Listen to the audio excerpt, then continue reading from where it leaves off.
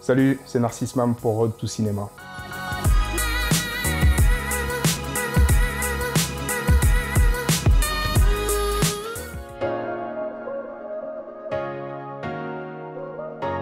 J'ai été l'un des derniers arrivés sur le projet parce que le casting était déjà bouclé. Et ensuite, quand on m'a approché pour la série, au début j'étais un petit peu hésitant parce que c'est une adaptation de This Is Us, qui est une grosse institution aux États-Unis. J'ai demandé pas mal de rendez-vous avec les réalisateurs, avec les productrices, pour discuter de leur vision du projet. Et puis à la première lecture des scénarios, c'est là où j'ai été conquis parce que je trouve que les auteurs ont fait un magnifique boulot d'adaptation à la culture française. Donc voilà, c'est tout ce qui m'a convaincu pour venir sur le projet. Ouais.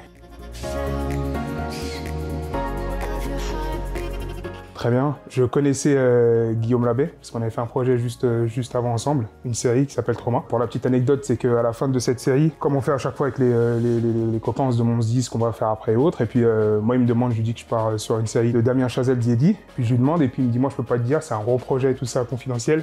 Mais un truc génial, quoi. Puis il s'avère que quelques mois après, il s'agissait de la série Je te promets. Donc quand il a su que je faisais partie du casting, il m'a appelé pour me dire hey, t'arrêtes de faire ta mijaurée et tu viens avec nous. Et puis Marie-Lou, je la connaissais pas, mais c'est une nana géniale. On a eu une superbe entente dès nos premières séances de travail. Et Camille et Hugo, pareil, quoi. C'est des personnes magnifiques, donc une facilité de travail, ça a été génial.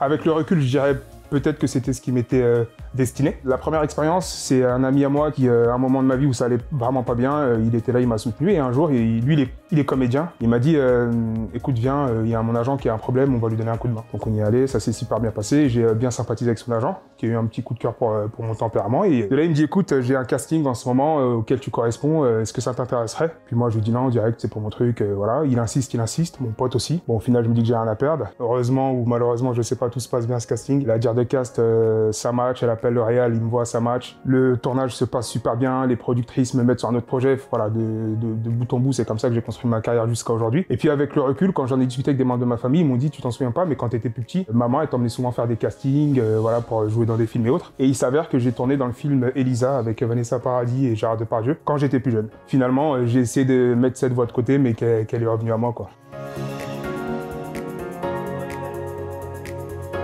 De base, c'était sur le tard, forcément parce que les choses se sont très rapidement enchaînées pour moi. Pendant des périodes un petit peu plus creuses, notamment quand j'étais indisponible par rapport à une blessure que j'ai eue, je me suis formé, j'ai pris des cours d'acteur studio et aussi des cours d'écriture en tant que scénariste parce que j'aime beaucoup aussi écrire. C'est important, même si après on arrive à des rôles hyper intéressants comme celui de Matisse, à une certaine notoriété, je pense que c'est à partir de ce moment-là qu'il faut se remettre en question et replonger dans des basiques, ne pas hésiter à prendre des cours avec des coachs et autres pour toujours être au top, quoi.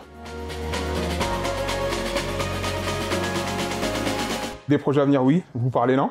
Parce que ça reste confidentiel, comme toujours, notamment des projets avec Netflix où, si on dit les 2 premières lettres du projet, on a l'impression qu'on a commis un meurtre, tellement les clauses sont précises. Mais non, des beaux projets à venir, des projets aussi en écriture à venir. Et voilà, des bonnes choses qui se préparent pour 2021-2022.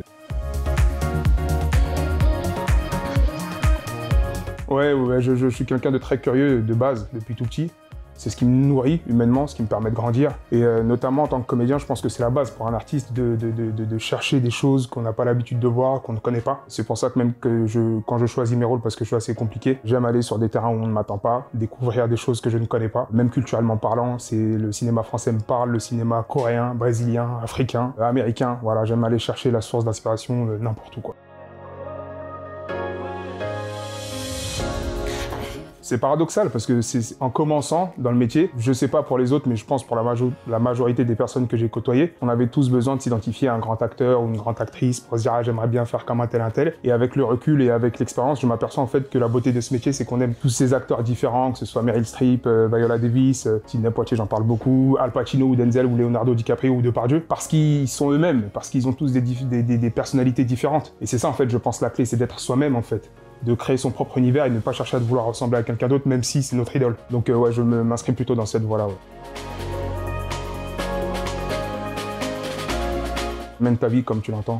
Moi, je crois que c'est le plus beau conseil qu'on m'a donné dans ma vie, que je suis jusqu'à aujourd'hui. Et si t'as un rêve, il faut y croire à fond. Il faut être déterminé. Pas parce que parfois, il y a des périodes qui sont très compliquées, qui sont creuses, qui sont vides, qu'il faut baisser les bras. Au contraire, on ne sait pas ce qui peut se passer d'un moment à un autre. Donc il faut toujours rester concentré, toujours travailler. Je pense que ça, c'est la clé. Peu importe qu'on sait ce qui va se passer le lendemain ou pas, toujours rester dans le travail. Quand la rencontre va arriver, il faut être prêt. Et quoi qu'il arrive, si on est déterminé, la rencontre, à un moment donné, elle aura lieu.